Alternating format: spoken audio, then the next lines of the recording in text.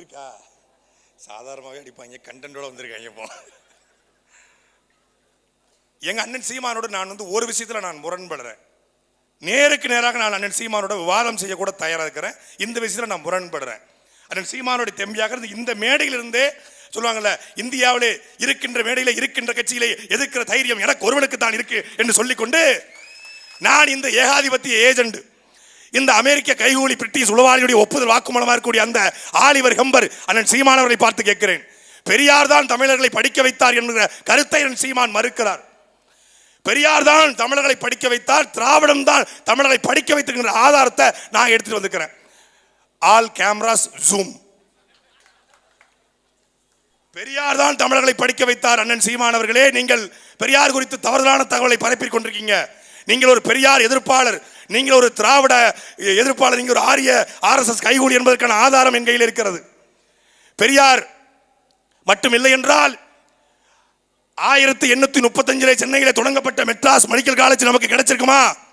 1879 பிறந்த Periyar time travel பண்ணி போய் அப்படியே பின்னாடி ரிவர்ஸ்ல போய் 1835 மெட்ராஸ் மெடிக்கல் காலேஜை திறந்து வைத்தாருங்கிற வரலாறு உங்களுக்கு தெரியுமா? மரியாதைக்குரிய அண்ணன் சீமானவர்களே, 1879 பிறந்த மரியாதைக்குரிய ஈரோட்டு பகலவன், பகுத்தறிவு பகலவன் தந்தை பெரியார் அவர்கள் 1842 போய் ரிவர்ஸ் கீர்ல போய் அப்படியே 1842 பச்சையப்பா கல்லூரியை சென்னையிலே திறந்து வைத்தாருங்கிற அந்த அருமையான வரலாறு உங்களுக்கு தெரியுமா?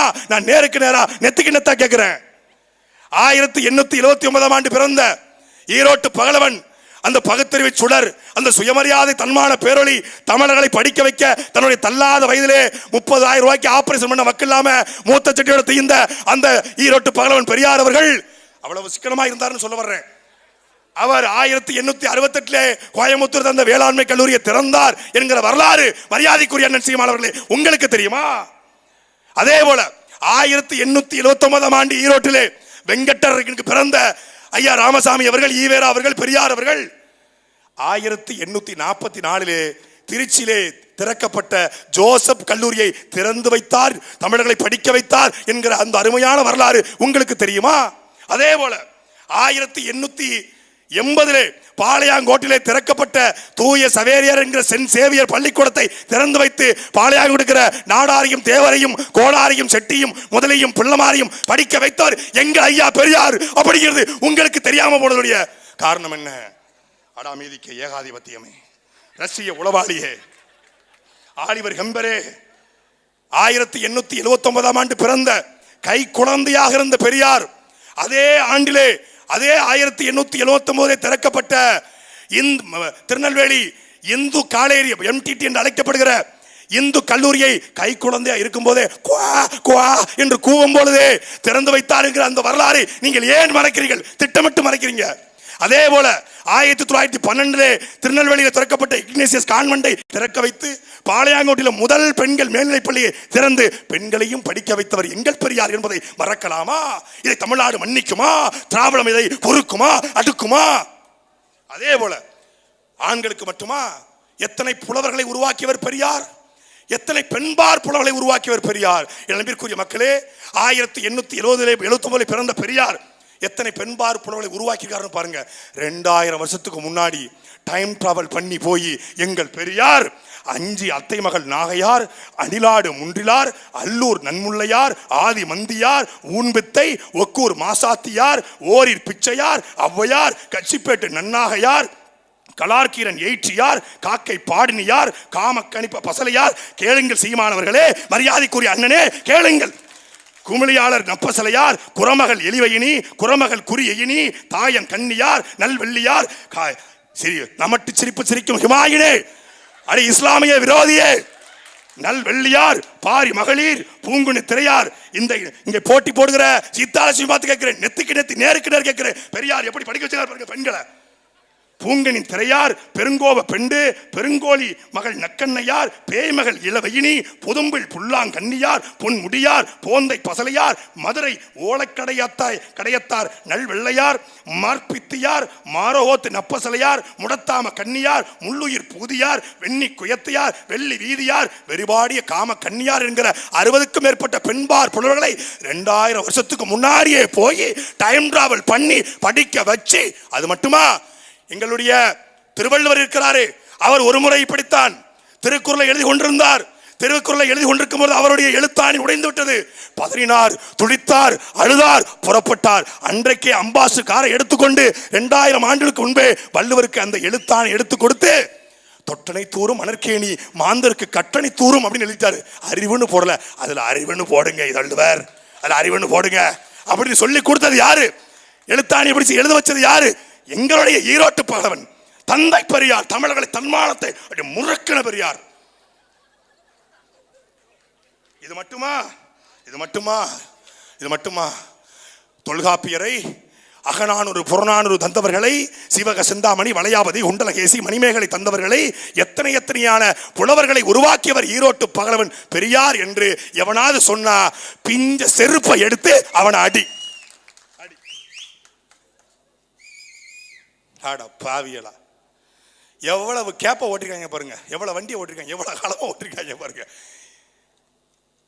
5000 ஆண்டுகளுக்கு முன்பு கீழடியில தங்கத்துல மூக்குத்தி செஞ்சிருக்கான், யானை தந்தத்துல சீப்பு செஞ்சிருக்கான். நீ 2 ரூபா சீப்பு செய்யும் போதே நாங்க தேவமாறு, நாங்க விளக்குமாறு, நாங்க கோணாக்குமாறு, நாங்க நாடாக்குமாறு, நாங்க அந்த மாதிரிங்கிற. ஏய், யானை தந்தத்துல சீப்பு செஞ்சான் 5000 வருஷத்துக்கு முன்னாடி.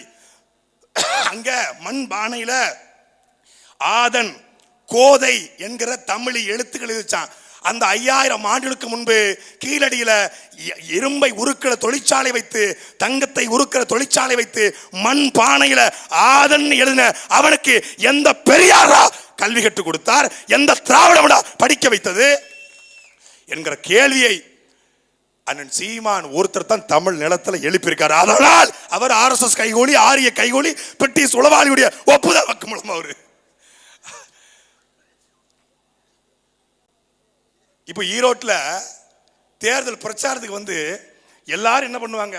எங்க கட்சிக்கு ஓட்டு போடுங்கன்னு சொல்லுவாங்க. அதான உண்மை.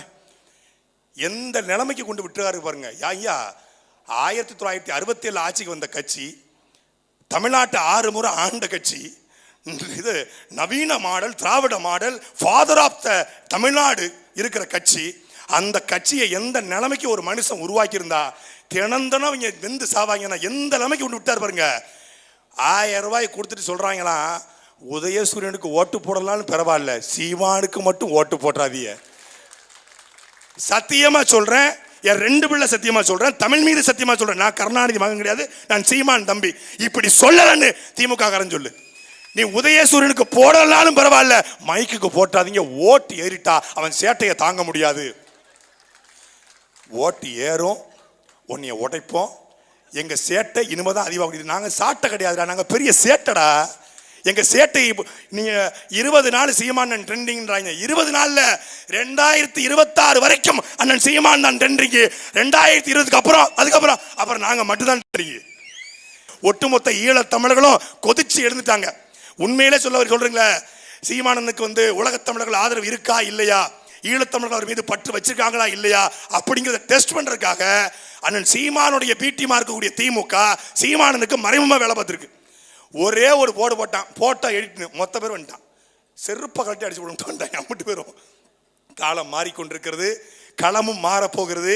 வருகிற 5ஆம் தேதி ஈரோட்டில் இருக்கிற மான தமிழர்கள் இந்த நிலம் யாருக்கான நிலம் என்கிற உறுதிப்படுத்துகிற இந்த களத்தில் போட்டிடுகிற மான தமிழ் மகள் 5 மாத குழந்தையை தூக்கி கொண்டு 2010 காலகட்டத்திலிருந்து தெருவாக இனப்படுகொலைக்கு, கூடங்குளம் அணு உலைக்கு, கெயில் குழாய் பிரச்சனைக்கு, ஸ்டெர்லைட்டுக்கு, மீத்தேனுக்கு, ஹைட்ரோ கார்பனுக்கு என்று தமிழ்நாட்டில் எந்த போராட்டம் நடந்தாலும் அங்கே சீமானன் இருந்தால் அங்கே சீதாலட்சுமி இருப்பாள். தமிழ்நாட்டினுடைய கன்னியாகுமரி தொடங்கி சென்னை வரைக்கும் நடந்த அத்துணை போராட்டத்திலும் அத்துணை ஆர்ப்பாட்டத்திலும் அத்தனை கண்ணன பொதுக்கூட்டத்திலும் இருக்கிற ஒரே மகள் எங்களுடைய அக்கா சீதாலட்சுமி. தமிழர் களத்தில் என்று போராடிய அந்த மகளுக்கு தொடர்ச்சியாக சீமான் வாய்ப்படுத்திருக்கார். சீமான் யாரையும் வளர விட மாட்டாரு. அவர் தாண்டி யாரும் வளர்ந்தா அவருக்கு பிடிக்காது.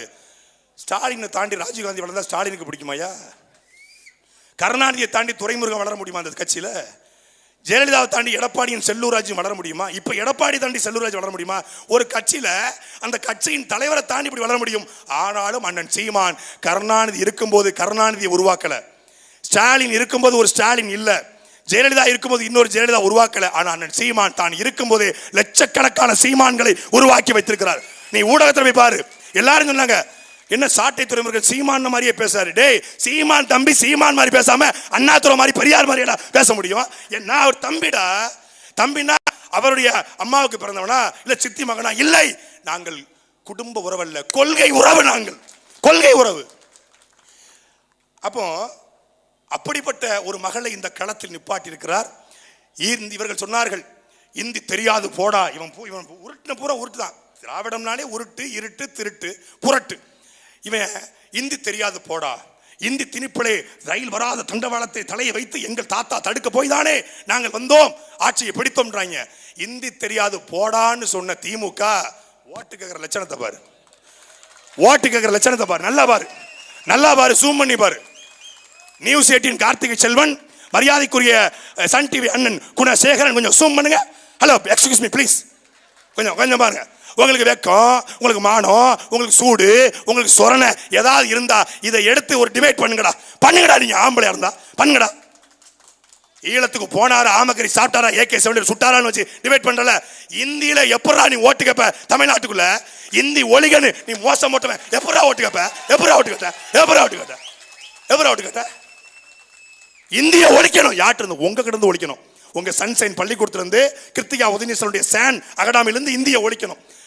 தயாநிதி மாறன் இந்திய ஒழிக்கணும். உங்க கட்சிக்காரன் இங்க வடநாட்டுக்காரனுடைய ஓட்டு பிச்சை எடுக்க, அவன் காலை நக்க, பான்பிராக் வாயன்ட்ட ஓட்டு கேட்க நீ இந்தியில ஓட்டு கேட்க வெக்கமா இல்ல? நீ தமிழன்னு சொல்ற, இந்தி ஒழிகன்னு சொல்ற, இந்தி தெரியாது போடான்ற, போடா வெண்ணன்னு சொல்லிட்டு அந்த உதயசூரியன், இந்திய திணிக்கிற உதயசூரியனுக்கு எதிராக தமிழர்கள் அனைவரும் வாக்களிக்க வேண்டிய சின்னம் இனத்தின் வலிதாங்கி நிற்கிற இந்த ஒளி வாங்கி, அன்பிற்குரிய மக்களே, உண்மைக்கு, நேர்மைக்கு, எளிமைக்கு, நல்ல தலைமைக்கு இந்த மைக் சின்னத்திலே வாக்களியுங்கள். நன்றி, வணக்கம்.